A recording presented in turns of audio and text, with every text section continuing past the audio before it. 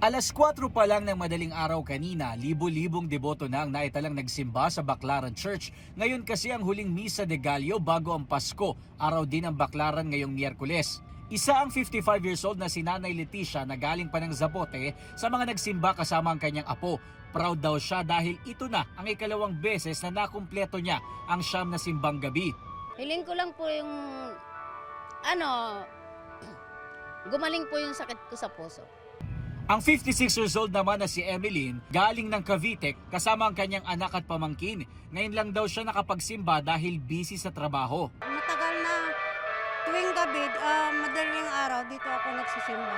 Ang hiling niya raw ngayong Pasko, Good health and magandang buhay. paglabas naman ng simbahan, samot-sari ang mga paninda rito. Hindi mawawala ang puto bumbong na nasa 70 pesos ang special. Sa mga naghahabol naman ng pangregalo ay susuot sa Pasko pero nagtitipid sa budget, maraming klase ng damit dito na nasa 50 pesos pataas. Nasa 120 pesos naman ang 3 piraso ng damit pambata.